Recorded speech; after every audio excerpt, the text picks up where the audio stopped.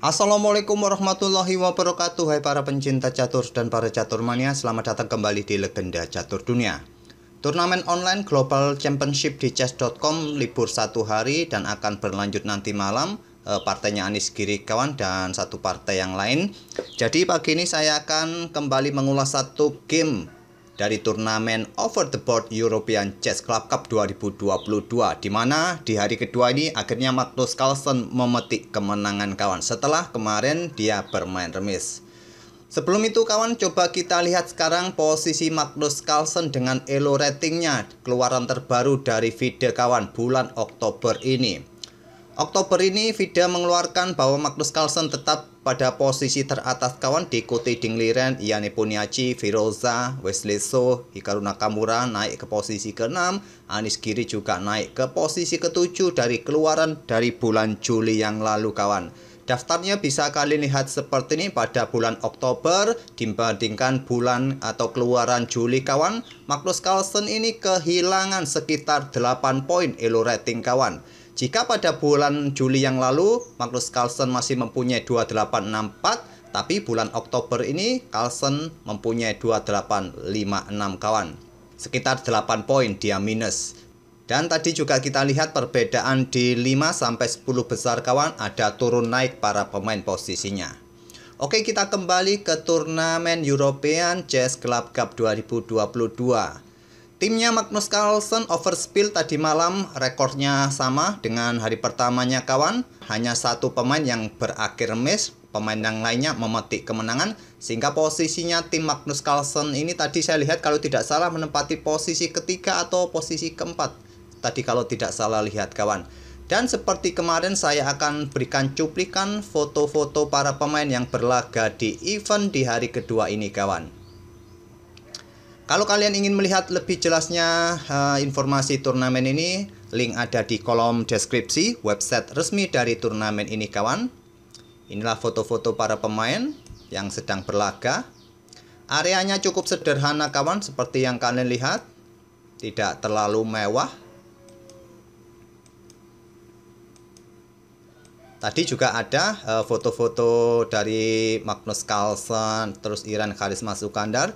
Saya skip saja ke page kedua. Nanti lebih jelasnya kalian kunjungi saja website resminya. Link ada di kolom deskripsi.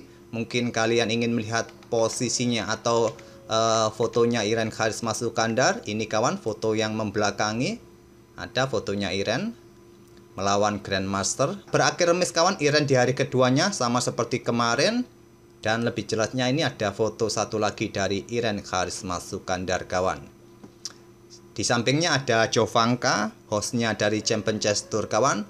Dan kita coba skip lagi, kita lihat fotonya Magnus Carlsen. Ada di page ketiga tadi saya lihat. Nah ini gaya Magnus Carlsen saat di hari kedua. Kemarin ada yang berkomentar, gaya rambutnya Magnus Carlsen ini seperti orang baru bangun tidur belum mandi. Oke, tentu saja untuk kali ini kawan kita akan ulas permainannya Magnus Carlsen dan langsung kita ke atas papan kawan. Bertemu dengan Grandmaster asal Jerman Alexander Naumann. Carlsen bermain dengan permainan Scott Game kawan di hari keduanya dengan pion D4. Pion E pukul pion D4 diambil balik dengan kuda. Ini adalah Scott Game atau permainan Skotlandia. Kalau kalian ingin bermain dengan Gambit atau Scott Gambit, ya gajah terlebih dahulu dikembangkan ke petak J4 kawan.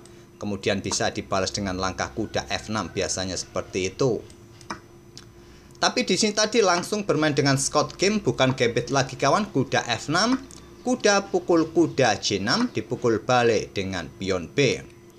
Kalian bisa juga memukul menggunakan pion D, tapi kemungkinan putih langsung bertukar menteri semacam ini. Gajah D3 akan dilanjutkan putih, atau tadi pressure kuda di diagonal ini juga bisa. Tapi tadi kita lihat temui bahwa hitam pukul balik dengan pion B. Pion E5 tentu pilihan utamanya kawan, atau tadi gajah berkembang ke petak D3 pilihan nomor 2. Menteri E7, menteri E2. Jelas posisi menteri ini mengepin pion tadi kawan. Dan di sini kuda lari ke petak D5. Carlsen melanjutkan pengembangan kuda D2. Langkah utamanya adalah pion C4 kawan. Gajah A6, jawaban hitam di posisi ini, pion B3.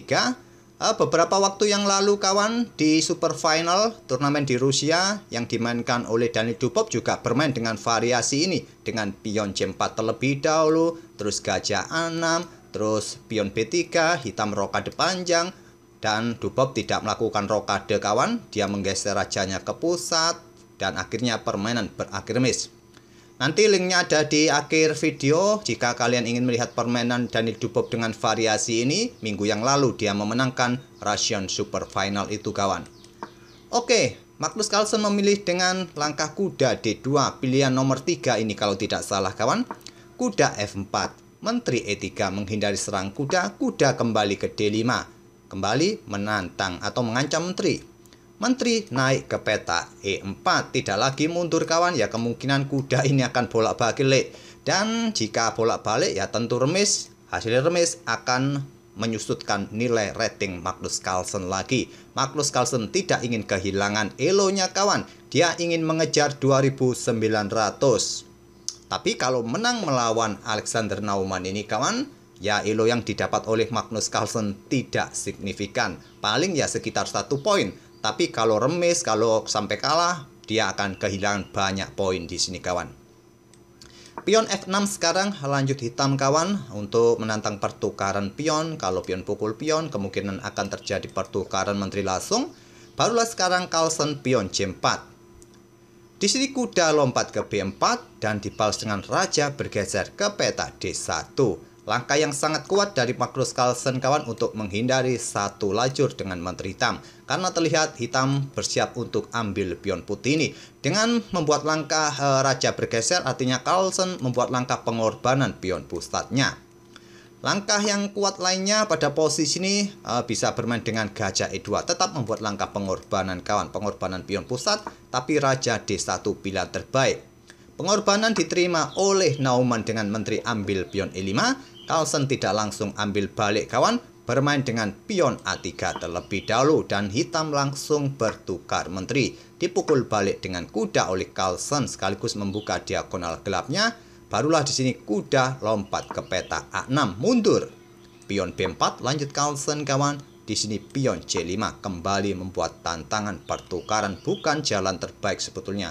Memang niatannya untuk membuka diagonal terang bagi gajahnya ke depan kawan. Maksud saya di diagonal ini, tadi saya tarik garisnya agak miring. Dan di sini Carlsen menolak dengan pion B5. Pada posisi ini, langkah kuda mundur kembali ke peta B8 ataupun bermain dengan pion D6 merupakan pilihan yang lebih kuat, tapi pion C5. Carlsen pion B5. Di sini gajah B7 terlebih dahulu, sama-sama membuat ancaman masing-masing. Gajah D3, perkuat posisi kudanya lanjut Carlsen agar bentengnya juga segera keluar ke lajur pusat kawan. Barulah kuda mundur ke peta B8. Dengan keberadaan kuda di B8, coba lihat posisi benteng di lajur A ini mungkin akan sedikit terlambat untuk ikut bermain ke depan.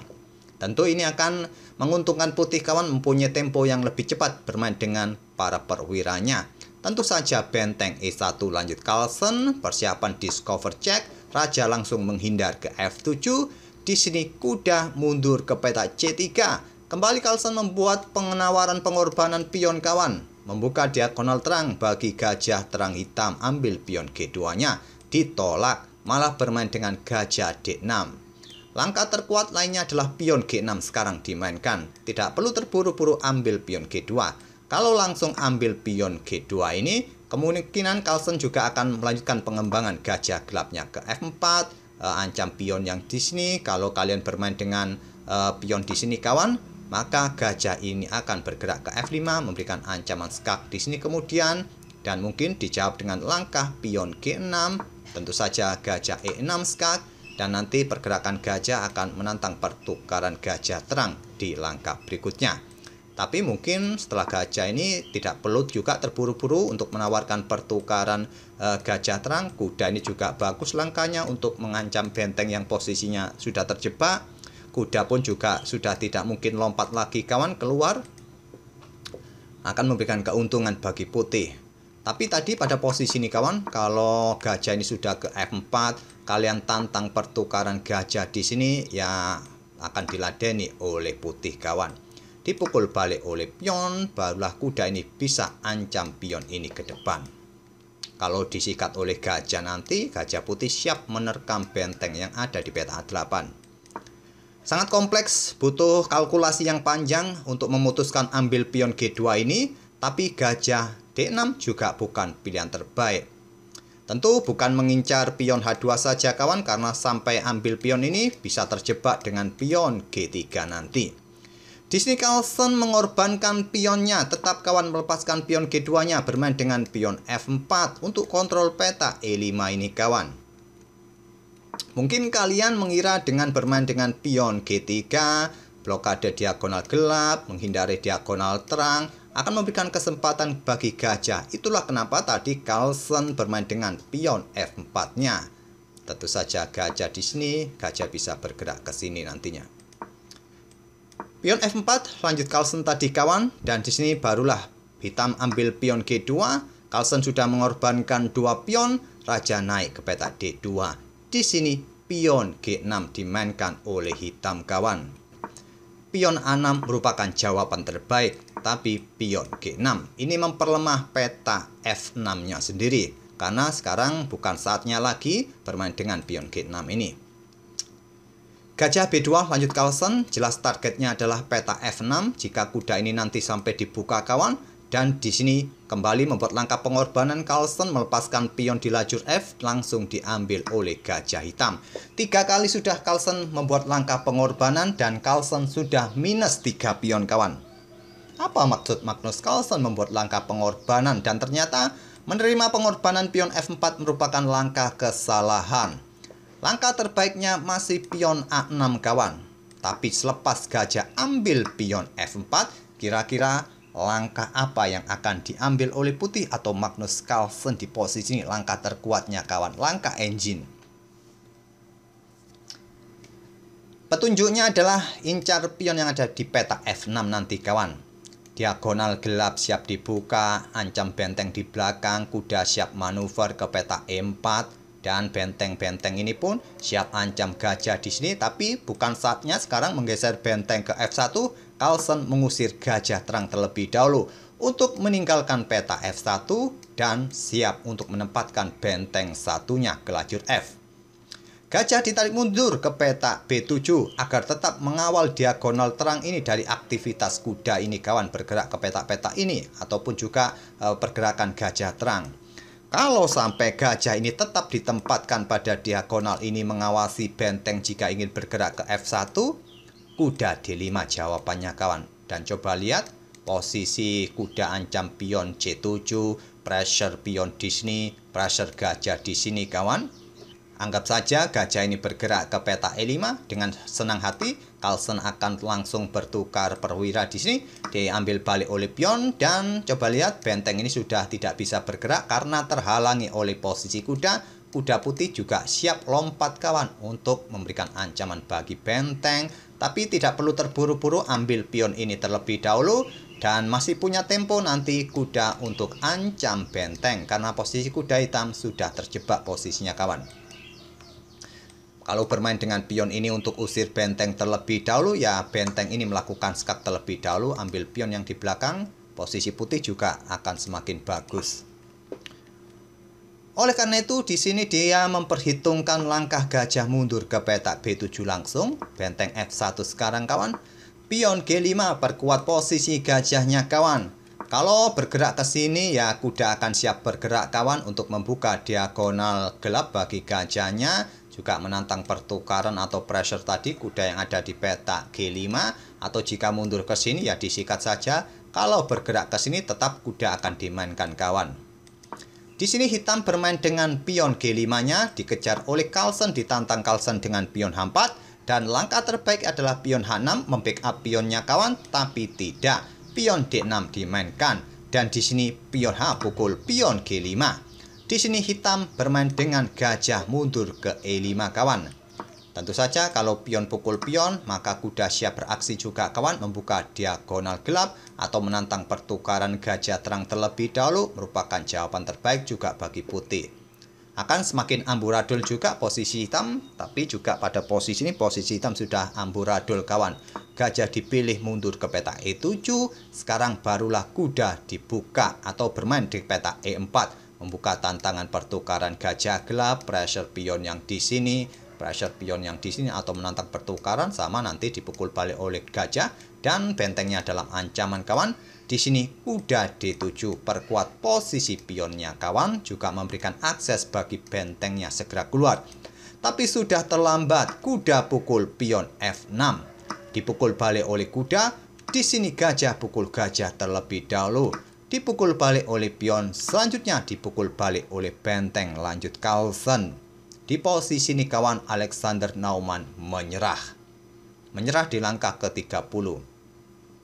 Walaupun diteruskan kawan, memang komposisi perwira akan kembali seimbang. Kuda ini tetap akan tewas di langkah berikutnya. Ambil contoh, hitam melanjutkan permainan dengan benteng A bergeser ke E8 menantang pertukaran kawan. Ya, putih akan menolak, ambil pion ini terlebih dahulu, ambil pion ini nanti. Kalau di sini benteng E7, maka bisa dilanjutkan dengan langkah pion pukul kuda kawan. Ancam benteng, ya otomatis benteng akan bergeser mungkin. Nanti masih bisa dikejar dengan gajah F5. Ancam benteng kembali, tetap pion-pion ini akan habis nanti ke depan kawan. Sampai di sini tak perlu saya lanjutkan lagi. Mungkin kalian menemukan variasi yang lain pada posisi ini setelah benteng ambil pion E5. Kalian bisa otak-atik kawan. Dengan pengorbanan 3 pion di awal tadi, Magnus Carlsen berbalik unggul. Itulah kawan kemenangan Magnus Carlsen di hari kedua menghadapi Grandmaster asal Jerman Alexander Naumann. Nanti sore akan kita ulas lagi satu partai di turnamen ini. Mungkin kalian ingin melihat permainan Iren Karisma Sukandar, tapi sayangnya permainan berakhir miss kawan. Silakan saja jika kalian ingin request partai pemain tertentu di event turnamen ini, akan kita ulas kawan. Nanti siapa yang banyak request akan kita ulas. Oke kawan, terima kasih. Kita akan bertemu di video berikutnya. Wassalamualaikum warahmatullahi wabarakatuh.